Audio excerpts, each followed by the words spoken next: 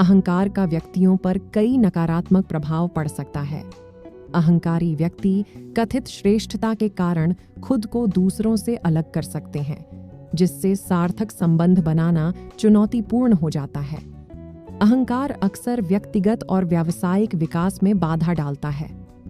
Feedback स्वीकार करने या दूसरों से सीखने से इनकार करने से प्रगति और सुधार में कमी आ सकती है। अहंकार रिश्तों में तनाव पैदा कर सकता है, क्योंकि लोगों को किसी ऐसे व्यक्ति से जुड़ना या संबंध बनाना मुश्किल हो सकता है जो उन्हें लगातार महत्व देता है या खारिज करता है। अहंकारी व्यक्ति आत्म महत्व की बढ़ी हुई भावना के कारण सहयोग और सीखने के मूल्यवान अवसरों को नजरअंदाज कर सकते हैं। कार्यस्थल पर अहंकार के कारण सहकर्मियों के साथ विवाद हो सकता है, टीम वर्क में बाधा आ सकती है और यहाँ तक कि करियर में उन्नति के अवसर भी खतरे में पड़ सकते हैं। अहंकार के दूरगामी परिणाम हो सकते हैं जो न केवल किसी व्यक्ति के रिश्तों को प्रभावित करते हैं, बल्कि उनके व्यक्तिगत और व्यावसायिक विकास को भी प्रभावित करते हैं। स्वस्थ संबंधों, निरंतर सीखने और समग्र कल्याण को बढ़ावा देने के लिए अहंकार को पहचानना और संबोधित करना महत्वपूर्ण है। एक समय की बात है, हरे भरे पहाड़ों के बीच बसे एक छोटे से गांव में कवि नाम का एक युवा साधु रहता था। कवि अपने वर्षों से अधिक ज्ञान और बौद्ध शिक्षाओं की गहरी समझ के लिए जाने जाते थे।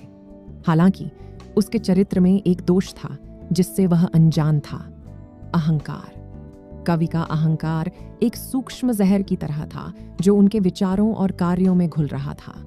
उनका मानना था कि उनका ज्ञान उन्हें दूसरों से श्रेष्ठ बनाता है और वह अक्सर अपने साथी भिक्षुओं को हेय दृष्टि से देखते थे और खुद को उनमें सबसे अधिक प्रबुद्ध मानते थे। एक दिन गांव में एक प्रसिद्ध बौद्ध गुरु अजान सिरी का दौरा हुआ, जो अपनी विनम्रता और करुणा के लिए जाने जाते थे। ग्रामीण बहुत खुश हुए और उनका मार्गदर्शन लेने के लिए मठ में एकत्र हुए। हालांकि कवि को अपने क्षेत्र में किसी और को ज्ञान प्रदान करने के विचार से झुंझलाहट महसूस हुई। जैसे ही अजहान सिरी ने ग्रामीणों से बात की, कवि अपने ज्ञान की तुलना गुरु के ज्ञान से करने से खुद को नहीं रोक सका। उसने अपने मन में अजहान सिरी के शब्दों को खारिज करते हुए पाया, ये सोचकर कि वह पहले से ही वह सब कुछ जानता था जो मास्टर साझा कर रहा था। प्रवचन के बाद अजान सिरी गर्मजोशी भरी मुस्कान के साथ कवि के पास पहुंचे। युवा भिक्षु, आपका दिमाग तेज है, लेकिन अहंकार के बीज से सावधान रहें जो आपके भीतर पनप सकता है। सच्चा ज्ञान तुलना के बारे में नहीं है, बल्कि सभी प्राणियों के अंतर संबंध को समझने में है। गुरु की बात सुनकर कवि अचंभित रह गया। इससे पहले कभी किसी ने उनकी बुद्धिमत्ता पर सवाल उठाने की हिम्मत नहीं की थी। इस मुठभेड़ ने उसके मन में संदेह का बीज पैदा कर दिया, लेकिन उसने यह सोचकर इसे किनारे कर दिया कि यह उसके धैर्य की परीक्षा है। उस रात कवि ने एक ज्वलंत सपना देखा। सपने में उसने खुद को घने जंगल से गुजरते हुए पाया और एक उज्ज्वल रोशनी उसे एक राजसी मंदिर तक ले गई। प्रवेश द्वार पर उन्होंने एक दर्पण देखा जो उनकी शारीरिक उपस्थिति नहीं, बल्कि उनके मन की स्थिति को दर्शाता था। वह भयभीत हो गया जब उसने देखा कि अहंकार का अंधेरा उसके ज्ञान के प्रकाश पर हावी हो रहा है। अगली सुबह कवि बेचैनी की भावना के साथ उठा। सपना उसके दिमाग में घूमता रहा और वह इस एहसास से उबर नहीं पाया कि इसमें कोई गहरा संदेश छिपा है। रहस्य को उजागर करने के लिए दृढ़ संकल्पित होकर उन्होंने अजान सिरी का मार्गदर्शन लेने का निर्णय लिया। जैसे ही कवि गुरु के पास पहुंचा, वह अपने सपने के बारे में बताने से पहले एक पल के लिए झिझका। अजान सिरी ने ध्यान से सुना। उसकी आंखों में गहरी समझ झलक रही थी। उन्होंने कहा, सपने अक्सर आत्मा का दर्पण होते हैं। शायद आपका सपना आपको अपने मन के भीतर छाया का सामना करने के लिए मार्गदर्शन कर रहा है। उत्सुक और विनम्र होकर कवि ने अजान सिरी से अपने अहंकार पर काबू पाने में मार्गदर्शन करने के लिए कहा। गुरु सहमत हो गए और वे पहाड़ों के माध्यम से यात्रा पर निकल पड़े। पवित्र स्थलों का दौरा किया और गहन चर्चा में लगे रहे। एक दिन जब वे खिले हुए फूलों से घिरे एक शांत झरने के पास पहुंचे, अजान सिरी ने कवि को एक छोटा सा दर्पण दिया। इस दर्पण में अपने भौतिक प्रतिबिंब को देखने के लिए नहीं, बल्कि अपने विचारों और भावनाओं के प्रतिबिंब को देखने के लिए देखें। जैसे ही कवि ने दर्पण में देखा, उसने उन क्षणों की झलक देखी जहां उसके अहंकार ने उसके कार्यों और शब्दों को दागदार कर दिया था। दर्पण ने उन भिक्षुओं के चेहरों को उजागर कर दिया जिन्हें उसने हेय दृष्टि से देखा था, और उनके चेहरों पर निराशा के सूक्ष्म भाव प्रकट हुए।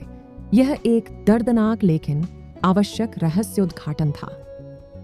अजन सिरी ने धीरे से कहा, अहंकार हमें विविधता की सुंदरता और उन सबकों से वंचित कर देता है जो हर प्राणी, चाहे उनकी स्थिति कुछ भी हो, हमें सिखा सकता है।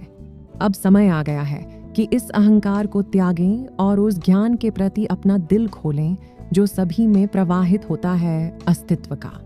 कवि को शर्म और कृतज्ञता का मिश्रण महसूस हुआ। उन्होंने महसूस किया कि सच्चा ज्ञान श्रेष्ठ महसूस करने के लिए ज्ञान संचय करने के बारे में नहीं है, बल्कि सभी प्राणियों के अंतर संबंध को पहचानने और हर अनुभव से सीखने के बारे में है। गुरु और युवा भिक्षु ने अपनी यात्रा जारी रखी और हर गुजरते दिन के साथ कवि का दिल नरम होता गया।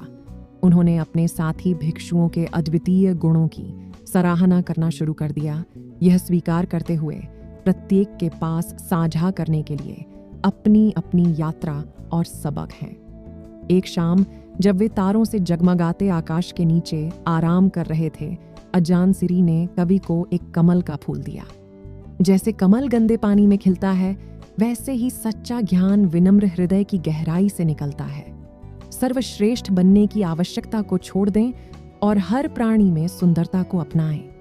कवि ने कमल का फूल लिया और अपने भीतर एक गहरा बदलाव महसूस किया।